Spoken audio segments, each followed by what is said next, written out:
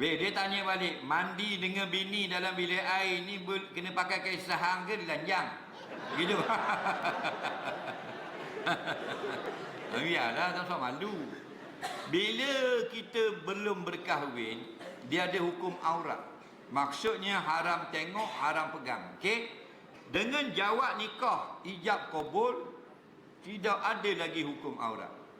Ingat bila kita jawab nah, katanya tu imam, aku nikahkan akan dikau si fulan bin si fulan dengan si fulanah binti si fulan, mas kahwin RM100 tunai. Kita jawab, aku terimalah nikahnya dengan mas kahwin yang tersebut, itu sah nikah. Maka isteri kita tak ada aurat dengan kita. Maksudnya tak ada aurat, tidak ada bahagian badan isteri yang wajib dia tutup dari kita. Tidak ada bahagian badan kita yang wajib kita tutup dari isteri. Tidak ada bahagian badan isteri yang haram kita tengok. Tidak ada bahagian badan kita yang isteri haram tengok. Maknanya telanjang tak ada aurat.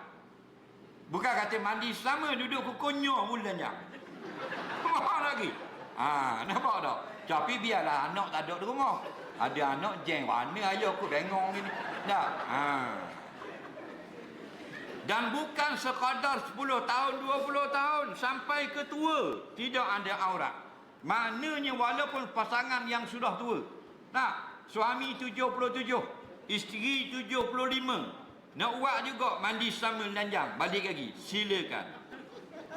Tidak ada salah sampai mati. Faham lagi? Balik buat lagi. Apa nak dengar tak kaya jadi boleh belanja. Apa? Ayah haji pun buka kain. Meninggal dunia ayah. Faham lagi?